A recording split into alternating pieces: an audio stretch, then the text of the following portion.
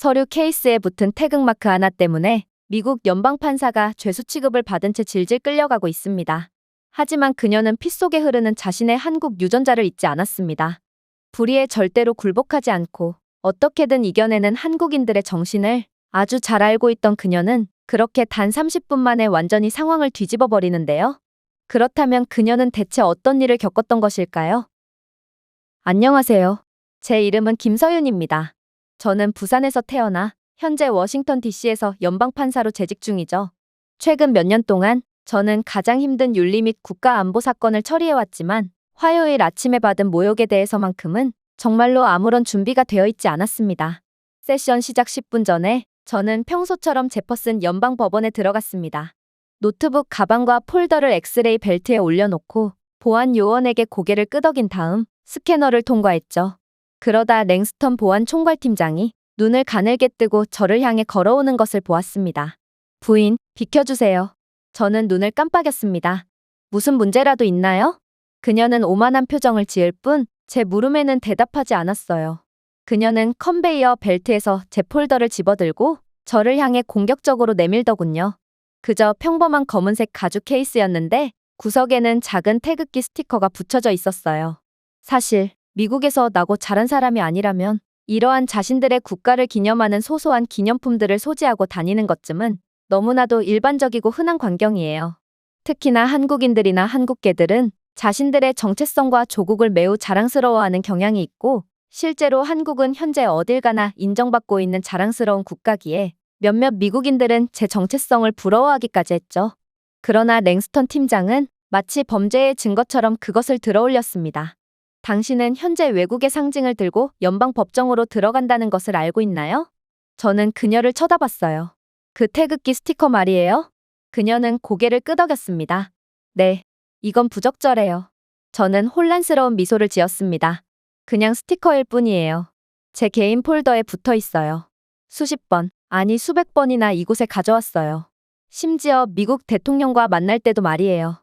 그럼에도 단 한 번도 문제가 생긴 적이 없었죠. 더 이상은 아닙니다. 라고 그녀는 날카롭게 말했습니다. 그녀는 어떠한 합리적인 이유도 제시하지 않았어요. 그래서 저는 외쳤죠. 제가 동양인이라 그러는 건가요? 이 스티커는 제가 누구인지를 밝혀주는 제 정체성의 일부입니다. 다른 판사들은 매일 영국 국기나 아일랜드 국기가 그려진 핀을 달고 이 법원에 들어갑니다. 하지만 당신은 그러한 백인들에겐 아무 말도 하지 않죠. 하지만 오래된 폴더에 거의 보이지도 않는 태극기가 갑자기 문제가 되었네요. 랭스턴은 제 말에 답변을 하기는커녕 이내 보안팀장인 자신에게 건방지게 말대꾸를 한다며 저를 강제로 보안실로 끌고 가기 시작했어요.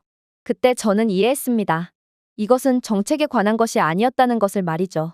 어떤 종류의 왜곡이 용인되고 어떤 종류가 허용되지 않는지에 대해 저는 완전히 깨닫게 되었습니다. 모든 문제는 제가 백인이 아니기 때문에 발생한 일이었어요. 솔직히 당황스럽더군요. 이곳은 제 일터이자 제 일상인 곳이에요. 그런데 제 일상은 제가 동양인이라는 이유만으로 오만한 백인 여성에게 짓밟힌 꼴이었거든요.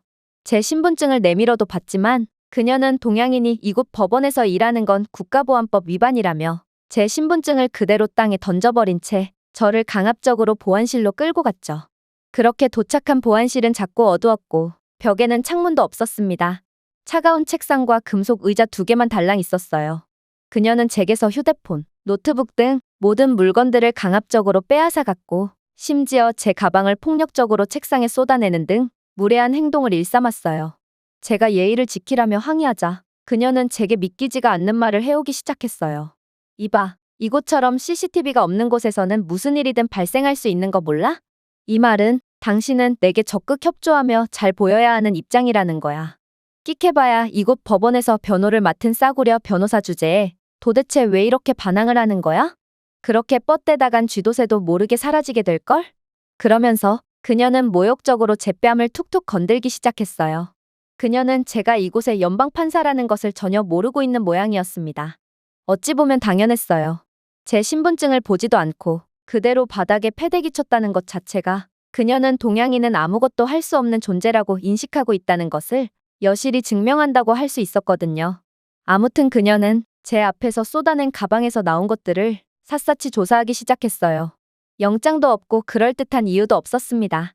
그러고는 법 세미나나 사건에 대한 개인 메모와 사건 발언으로 가득 찬 제 오래된 한글 메모장을 발견했을 때 그녀는 마치 그것을 반역의 증거인 것처럼 들어올리더군요. 당신, 민감한 사건 노트에 한국어를 사용하고 있어? 요즘 미국의 수많은 인프라 사업에 대해 한국 기업들이나 한국인 엔지니어가 도맡아 일을 처리하고 있던데 당신도 이러한 스파이 활동과 관련이 있는 게 분명해. 저는 이런 말도 안 되는 소리에 한숨을 쉬며 반응할 뿐이었죠. 일단 한국 기술 기업들이 미국의 각종 인프라 사업을 도맡고 있는 건 그만큼 한국 기술이 우수하다는 증거예요. 이들은 스파이가 아닌 미국 정부의 도움 요청으로 파견된 인력들이죠. 또한 저는 한국어를 모국어로 하고 있고 그런 제가 영어보다 편한 한국어로 메모를 하는 건 너무도 당연한 거 아닌가요? 제가 한국어 메모를 했다는 점을 어떻게 스파이와 연관지을 수가 있는 건가요? 당신이 생각하는 민감 국가는 바로 중국이에요. 그러나 저는 중국 출신이 아니고 제 사적인 메모를 두고 이런 식으로 말하는 건 분명 차별적이에요. 하지만 그녀는 여전히 정신을 못 차린 상태였습니다. 한국인이나 중국인이나 그게 그거지 뭐. 비공개. 그것도 한국어로. 어쩌면 당신은 스파이거나 연방 법원을 날려버리려는 테러리스트일 수도 있겠네. 그러니 비밀스러운 정체불명의 언어로 메모를 하고 있지. 마치 비밀 지령처럼 말이야. 그녀가 눈을 가늘게 뜨고 말했습니다. 그 모욕은 의도적이었습니다. 하지만 진짜 굴욕은 따로 있었습니다. 그녀는 제가 말할 기회조차 주지 않고 제 지갑을 열더니 제가 한복을 입고 경복궁에서 부모님과 함께 찍은 사진을 꺼냈거든요. 멋진 의상이군. 그녀는 사진을 흔들며 말했습니다. 그러나 이번 사건이 테러와 관련이 있는 게 아니라는 것이 증명이 될 때까지 이 사진은 내가 맡고 있도록 하지. 어쩌면 이 사진도 뭔가 꿍꿍이가 있을 수도 있으니까 말이야. 그러면서 그녀는 조롱을 하는 듯한 표정을 지으며 사진을 구겨서 자신의 주머니 속에 대충 처박아 버리더군요. 처음으로 가슴이 뜨거워지는 것을 느꼈습니다. 이를 갈았습니다. 당장 일어나서 큰 소리로 항의하고 싶었습니다. 하지만 말하지 않았습니다. 아직은 그럴 때가 아니었어요. 갑자기 문이 열렸습니다. 수년 동안 함께 일했던 마이클 하그로브 경관이 들여다보더군요. 분명히 그의 눈은 제 눈과 마주쳤습니다. 그는 좋은 사람이었고 당연히 이것이 잘못되었다는 것을 알고 있었습니다. 흩어진 제 소지품들, 랭스턴이 거만하게 소리치며 저를 내려다보는 장면은 이곳에서 일하는 무고한 제가 절대로 받아서는 안 되는 대우였어요. 하지만 그는 시선을 낮추더니 이내 못 본 척을 하며 그대로 떠나버리더라고요. 복도 창문 너머로 또 다른 인물이 지나갔습니다. 제닌 박스터 서기. 저희는 수없이 커피를 나눠 마셨습니다. 하지만 그녀 또한 속도를 늦추고 잠시 응시한 다음 역시나 못 본 척을 하려는지 속도를 높이더군요. 그녀도 이 상황이 부당하다는 것쯤은 알고 있었어요. 하지만 그녀는 아무것도 하지 않았습니다. 이게 바로 미국이었어요. 극한의 개인주의 문화에 잠식당한 국가이자 자신의 커리어에 도움되는 일이 아니라면 아무리 절친한 사이라도 신경조차 쓰지 않는 게 당연시 여겨지는 곳이죠. 그리고 침묵을 지키려는 허락이 그녀에게 모종의 자신감과 힘을 주었는지 랭스턴은 더욱 의기양양해져서 저를 공격하더군요. 이봐요, 무명 변호사. 조언 하나 하지. 여기는 미국이야. 미국인이 되고 싶은 거야?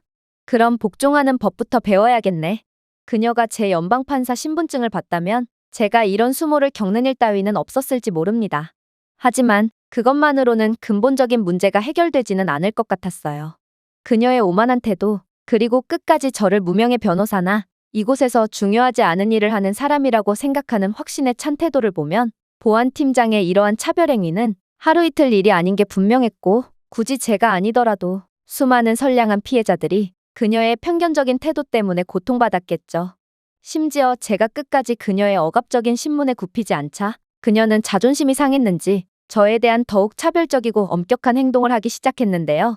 그녀는 제 가죽 케이스에서 멋대로 태극기를 박박 긁어내더니 이내 항의를 하는 제 가슴팍을 밀며 폭력적인 행동을 일삼았거든요. 나는 이곳 법원에서 근무하는 보안팀장이야. 그리고 너는 내 말에 복종할 수밖에 없는 입장이지. 도대체 내까지 게 뭐라고 아직까지도 고개를 빳빳이 쳐들고 나를 노려보는 거야? 저는 그런 그녀를 보고 후회하게 될 겁니다 라고 읊조릴 뿐이었죠. 정말 그렇게 될 것입니다. 저는 지금껏 판사봉을 잡기까지 미국 내에서 숱한 고난을 겪어왔고 제게 그런 차별의 시련을 안겨줬던 사람들은 전부 정의에 의해 그 대가를 치르게 되었거든요. 그녀가 제 무궁화 조화를 발로 밟아서 망가뜨렸을 때도 저는 끝까지 참았어요. 한국의 국화인 무궁화, 저는 그것을 제 정체성이자 뿌리로 여기며 늘 가방에 가지고 다녔거든요. 누가 죽은 꽃을 연방 법원으로 가져오지? 바보 같긴. 그녀가 조롱하듯 말했습니다. 하지만 저는 이럴수록 침착함을 유지했어요. 저는 천천히 몸을 구부리고 남은 무궁화 조각들을 회수했거든요. 꽃잎이 으스러지고 줄기가 부러진 조화를 줍는 저를 본 랭스턴은 조롱 섞인 미소를 지으며 저를 지켜보더군요. 내가 맞춰보지. 그녀가 계속 말했습니다. 저 꽃은 내 조국에 대한 충성심을 의미하는 거야? 아니면 회복력? 너희 나라의 고대 왕조의 정신인 거야? 그래봤자 상관없어. 여긴 미국이야. 그러니 너는 미국인인 내 말에 복종해야 되는 거지.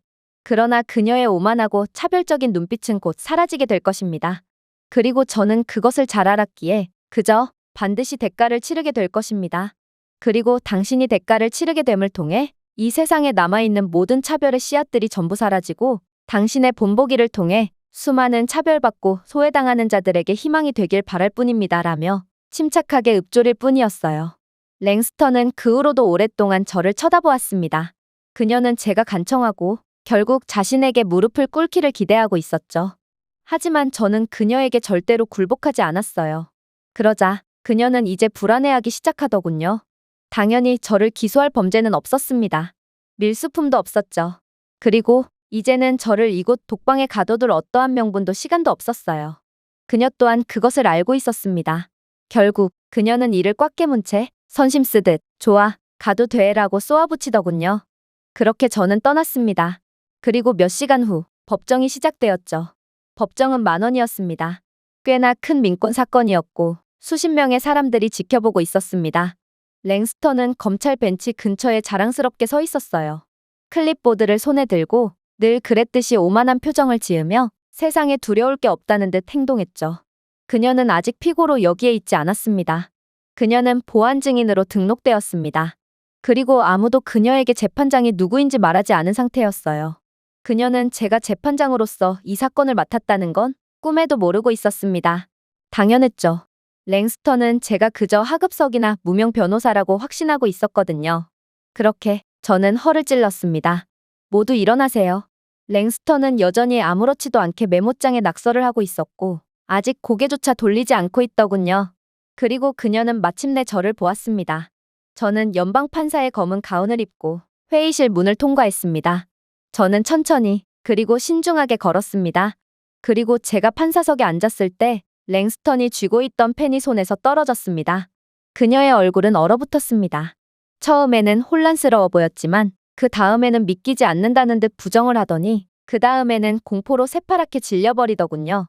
저는 그런 그녀를 차가운 눈빛으로 흘겨본 다음 법정의 모든 사람들에게 착석을 요구했습니다. 하지만 랭스턴은 앉지 않았습니다. 아무래도 온몸이 얼어붙은 그녀는 그럴 수가 없던 모양이었죠.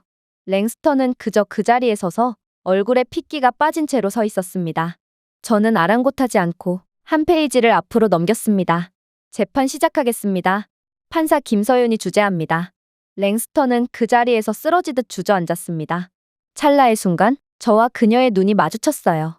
저는 한결같이 차분했고 전혀 흔들리지 않았습니다. 반면에 랭스턴은 이렇듯 갑질을 하던 상황에만 익숙하고 심판을 받는 상황에는 전혀 익숙하지 않은지 마치 유령을 보는 것처럼 저를 쳐다보더군요. 하지만 저는 유령이 아니었습니다. 저는 정이었습니다. 그리고 이젠 행동에 대한 책임을 져야 할 때가 왔죠. 랭스턴은 더 이상 이전에 자신감 넘치는 권위자가 아니었습니다. 제가 벤치 뒤에 앉아 날카로운 가운을 입고 읽을 수 없는 표정을 짓고 있을 때 그녀는 가만히 있는 것조차 힘들어했거든요. 그녀는 테이블 위에 물 한 잔을 잡으려고 손을 뻗었지만 손이 너무 세게 물을 스쳤습니다. 물 한 잔이 기울어지고 덜컹거리며 인쇄된 성명서 전체에 쏟아졌습니다. 랭스턴은 안쓰러움을 유발할 정도로 기어가는 목소리로 미안해요 라고 중얼거렸지만 아무도 대답하지 않았습니다. 저는 그런 그녀를 차갑게 쳐다보며 차분하고 선명하게 말했습니다.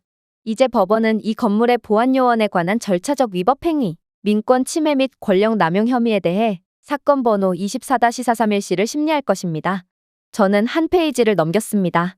랭스턴 씨, 당신은 차별, 개인재산 파괴, 인종 괴롭힘과 관련된 여러 사건에 대해 중요한 증인이자 피고인으로 출석하고 있습니다. 당신의 신분을 인정하십니까? 랭스턴은 입을 열었지만 아무 말도 하지 않았습니다. 그녀의 목은 움직였지만 목소리는 나오지 않았습니다. 그녀는 마치 통제할 수 없는 무언가에 불을 지른 아이처럼 천천히 눈을 크게 뜨고 고개를 끄덕였습니다. 하지만 저는 차별자에 대한 관용 따위는 베풀어주지 않았습니다.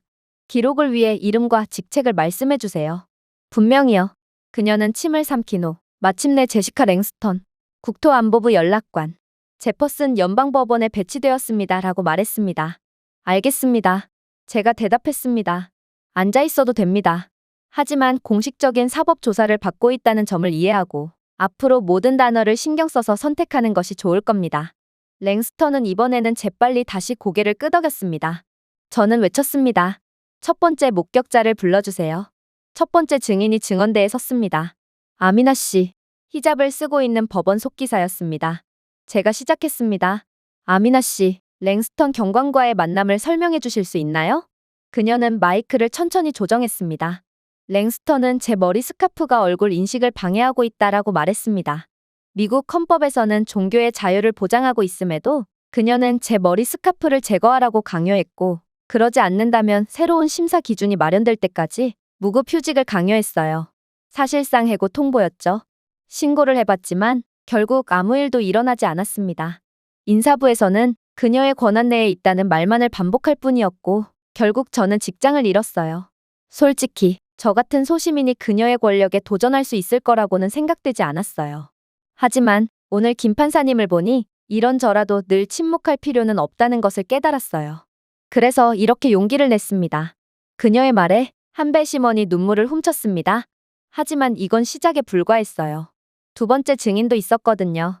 그의 이름은 리처드 그린, 68세로 은퇴한 흑인 야간 경비원이었습니다. 그는 천천히 걸었습니다. 고통스럽게 지팡이를 방패처럼 쥐고 있었어요. 배심원 임무를 위해 여기 왔습니다. 저는 핀이 달린 재킷, 터스키기 에어맨 휘장을 입었어요. 랭스턴은 그것이 갱과 관련이 있어 보인다라고 말하더군요. 그러더니 저를 2차 심사로 데려갔습니다. 제 옷을 강제로 벗긴 뒤 알몸 수색을 하기 시작했어요. 그러고는 아프간 파병 문신을 보고 이 문신은 감옥에서 한 거냐라고 묻더군요. 저는 이 나라를 위해 싸웠지만 그녀는 제가 흑인이라는 이유만으로 법원에 속하지 않는 사람처럼 느끼게 만들었습니다. 그러고는 결국 저에 대한 재계약을 거부하더군요. 배심원들과 청중들은 그 즉시 랭스턴에게 야유를 퍼부었습니다. 당연했죠. 미국에서 파병 군인은 절대적인 존경을 받는 존재고 그러한 전직 파병 군인에게 인종차별을 했다는 것은 사회적으로 매장당하는 것도 모자랄 정도로 비판받는 일이거든요. 저는 이번에는 침묵이 길어지도록 내버려 두었습니다. 그러자 놀라운 일이 벌어지기 시작하더군요. 재판을 조용히 지켜보던 다른 청중들도 이번 재판에 동참하기 시작했거든요. 24세의 네팔 청소부 직원 다와 씨는 목소리를 떨면서 외쳤어요. 저녁에 보안 라운지를 청소하고 있었어요. 그는 억양은 두툼했지만 그의 말은 분명했습니다. 랭스턴이 저에게 와서 왜 커피잔을 만지고 있는지 물어봤어요. 그 커피잔을 훔친다면 가만두지 않겠다며 저를 범죄자 취급했죠. 법정에는 다시금 야유가 울려 퍼졌습니다. 그는 잠시 쉬더니 계속했어요. 그녀는 바이러스를 퍼뜨린 사람들은 절대로 믿지 않는다며 계속해서 이유 없이 저를 비난하더니 이내 저에 대한 재계약을 거절했어요. 제가 백인이었다면 이야기가 달랐겠죠. 그 후 32세의 미혼모이자 법원 음식 판매업자인 제스민 프라이스가 등장했습니다. 그녀는 아프리카계 미국인이었어요. 그녀는 식당 옆에 자주 오곤 했어요. 제스민은 손을 움켜쥐며 말했습니다.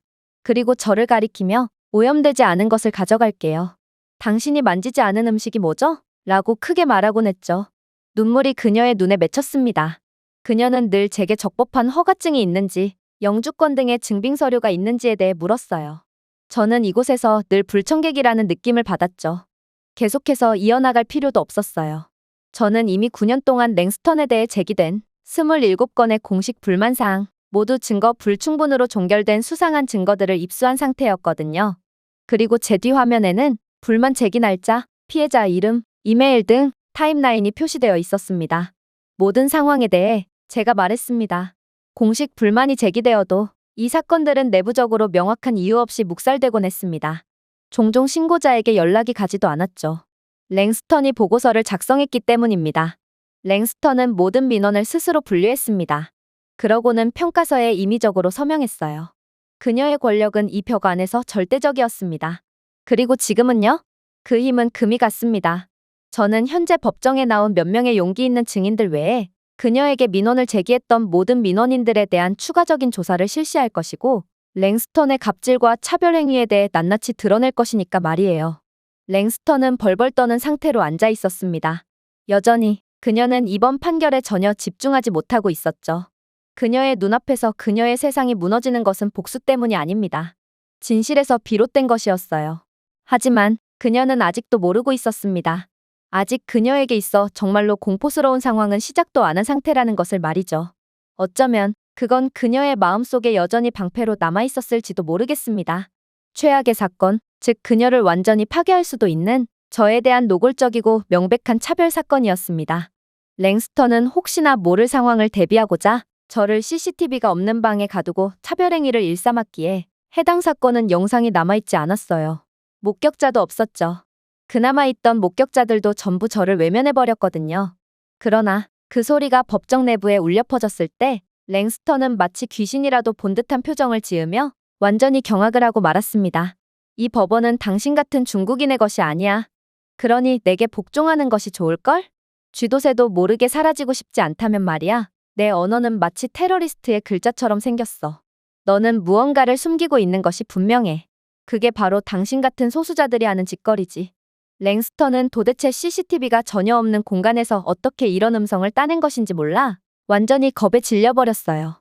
하지만 그때 영상 하나가 추가적으로 송출되기 시작했죠. 그녀가 제 가방에서 무궁화 조화를 꺼내어 바닥으로 튕겨내어 밟는 장면이었습니다.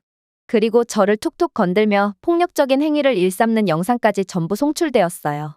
그녀는 모든 것이 침묵에 잠겼다고 믿었습니다. 하지만 그건 사실이 아니었고 저는 이제 그녀의 얼굴에서 절망을 보았습니다. 도대체 어떻게? 그 방은 분명 CCTV가 없는 방이라고. 당신 불법 촬영이라도 했단 말이야? 이건 불법적인 증거 입수야. 이건 말도 안 된다고. 하지만 저는 그녀의 말에 차갑게 대답할 뿐이었습니다. 그랬죠. 지난달까지만 해도요. IT 부서는 조명 점검 중에 B17 구역에 임시 모션 작동 천장캠을 설치했습니다. 영상은 백업 서버로 오프로드되었죠. 랭스턴은 믿을 수 없다는 듯이 고개를 저었습니다. 그건 말도 안 돼. 분명 조작일 거야. 당신은 인종, 언어, 국적에 따라 연방 판사를 모욕하면서 국가 상징을 밟았습니다. 당신은 아무도 모를 줄 알고 그렇게 행동했고 아마 이번이 처음이 아닐 것입니다. 만약 제가 판사가 아니었다면 저 또한 다른 일반적인 사람들처럼 당신에게 속수무책으로 당할 수밖에 없었겠죠. 그러나 지금 여기에 있는 모두가 사실을 보고 있습니다. 어떤가요? 수년간의 불법적인 차별행위가 만천하에 공개되니 어떤 기분이 들죠? 이젠 당신의 모든 행동에 대해 직접 책임을 져야 할 때입니다.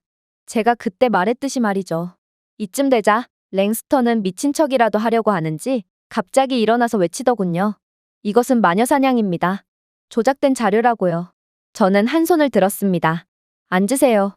그 명령의 힘, 분노가 아니라 권위로 전달된 힘은 중력 자체가 그녀에게 불리하게 작용한 것처럼 그녀를 의자에 다시 떨어뜨렸습니다. 저는 배심원단에게 돌아갔습니다. 이제 다들 보셨을 것입니다. 그녀의 행동뿐만 아니라 경멸도요.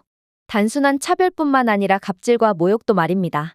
단순한 행동의 실수가 아니라 견제받지 않은 권력의 도덕적 타락도 전부 보셨을 것입니다. 랭스턴의 눈은 거칠었습니다. 그녀는 더듬거리며 이건 안 돼. 나는 미국인이고 그리고 백인이라고. 나는 이 나라의 주인이고 내 멋대로 행동해도 되는 거야. 라고 말했습니다. 저는 그녀의 말을 끊었습니다. 당신은 편견이 그림자에 의해 보호된다고 생각했습니다. 하지만 진실에는 나름의 빛이 있습니다. 법정은 순간 조용해졌습니다. 저는 가운을 곧게 폈습니다. 법원은 제시카 랭스턴 경관의 표적 인종 괴롭힘, 재산 훼손, 사법 방해, 고의적인 권력 남용에 대한 명확하고 설득력 있는 증거를 발견했습니다. 랭스턴은 소리내어 숨을 헐떡였습니다.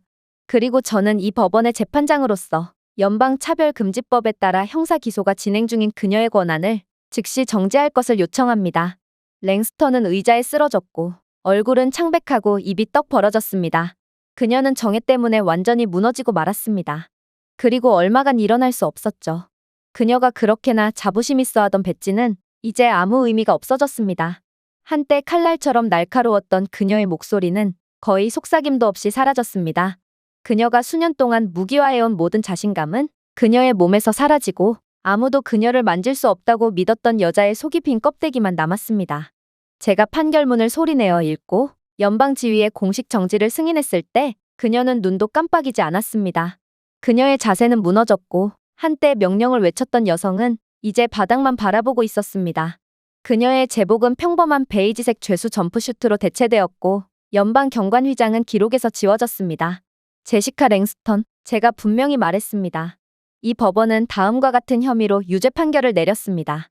고의적이고 반복적인 인종차별, 문화적 의도를 가진 사유 재산의 파괴, 연방 직장법에 따른 언어 및 신체적 괴롭힘, 연방 권한 남용, 사법 절차 방해, 내부 고발자에 대한 보복, 연방 경찰 내부 조사 중 위증, 당신은 의도적으로 행동했습니다.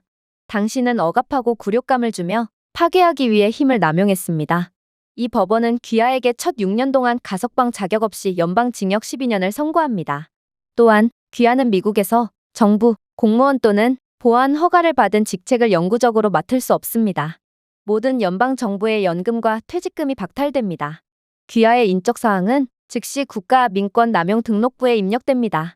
마지막으로 귀하의 권한 하에 이전에 불만이 제기된 모든 개인에게 법률 대리인이 연방 차원의 공개 사과를 할 것입니다. 랭스턴은 더욱 고개를 떨구었습니다. 마지막 조항을 추가했습니다. 더 나아가 피고인이 저지른 문화적, 국가적 신성 모독을 인정하여 이 판결은 한국어, 스페인어, 아랍어 등으로 번역되어 연방 기록에 게재될 예정입니다. 따라서 당신이 목표로 삼은 죄 없는 공동체들은 이제 당신의 이름을 딴 정의를 읽을 수 있을 것입니다. 축하합니다. 이것이 당신이 원하던 바 아니었나요? 마침내 모든 사람들이 당신의 권위에 대해 알게 될 것입니다. 당신의 자녀와 가족들조차도 말이에요. 당신은 드디어 권위자로서 이름을 날리게 된 것입니다. 물론 잘못된 권력을 휘두르는 남용자로서 말이죠. 법정은 고요했습니다. 동정심 때문이 아니라 경외심 때문이었습니다. 그러자 집행관이 천천히 신중하게 접근했습니다. 랭스턴은 갑자기 고개를 끄덕였습니다. 잠깐만, 이건 아니야. 이건 안 돼. 난 아직 연방경관이야. 난 아직 연방정부라고. 나는... 그녀의 목소리가 갈라졌습니다. 보안관은 대답하지 않았습니다. 그는 강철 쇠고랑 한 쌍만 펼쳤습니다. 그리고 그는 마치 목줄에 묶인 개처럼 처절하게 끌려갈 뿐이었죠. 그녀의 시선이 청중석과 증인석에 있는 사람들을 마주했습니다. 히잡을 썼다는 이유만으로 일자리를 잃었던 속기사 아미나 씨, 그녀가 등 뒤에서 비웃으며 범죄자 취급을 했던 흑인 베테랑 리처드 그린, 그리고 아시아계 청소부와 흑인 직원 및 이름 모를 사람들, 그리고 마침내 저까지요. 그녀는 입술을 떨며 바닥을 내려다보았습니다. 제발, 그녀가 속삭였습니다. 그들이 저를 그런 눈으로 보지 못하게 해주세요. 저는 아무 말도 하지 않았습니다. 그들은 그것을 볼 자격이 있었기 때문입니다. 그녀가 찢어버린 모든 페이지, 그녀가 조롱한 모든 기도, 그녀는 무력한 사람들을 침묵시키기 위해 모든 배지를 번쩍였어요. 그들은 이제 모든 것이 저절로 접히는 것을 보았습니다. 괴물은 가면을 벗었습니다. 집행관이 그녀를 밖으로 안내하고 고개를 숙이며 서투른 발걸음을 내딛는 동안 법정은 침묵을 지켰습니다. 환호는 없었고 야유도 없었어요. 정의의 무게가 마침내 전달된 것처럼 보였습니다. 그렇게 랭스턴이라는 괴물이 사라졌습니다. 모든 것이 정상으로 되돌아왔어요. 명확한 이유 없이 일자리를 잃었던 사람들은 다시금 일자리를 찾았고, 상처를 받았던 사람들은 드디어 상처를 치유할 수 있게 되었죠. 정말로 오랜만에 저는 자부심을 가지고 검은 가운을 벗었습니다. 오늘날 그것은 권력의 상징이 아니라 취약한 사람들을 위한 방패로서 진정한 목적을 다했기 때문입니다. 그러자 자꾸만 웃음이 나왔어요. 결국 이 이야기는 랭스턴에 관한 것이 아니었기 때문입니다. 그것은 그녀가 침묵시키려고 했던 모든 사람들에 관한 이야기였습니다. 그리고 그 중에 더 이상 침묵하기를 거부한 한 여성, 즉 저에 대한 이야기이기도 하죠. 한국의 문화에서는 불의가 찾아와도 무릎을 꿇지 않고 어떻게든 이겨내고 일어선다고 합니다. 아무래도 제 피 속에는 틀림없이 그러한 유전자가 각인되어 있는 모양이었죠. 그리고 저는 기필코 이러한 한국인들의 자랑스러운 문화를 전 세계에 퍼뜨리며 그 누구도 소외받지 않는 세상을 만들기 위해 최선을 다할 것입니다. 제가 준비해온 내용은 여기까지입니다. 끝까지 시청해주셔서 진심으로 감사드리며 여러분들의 구독과 좋아요, 알림 설정은 영상 제작에 큰 힘이 됩니다. 이상 세모튜브였습니다.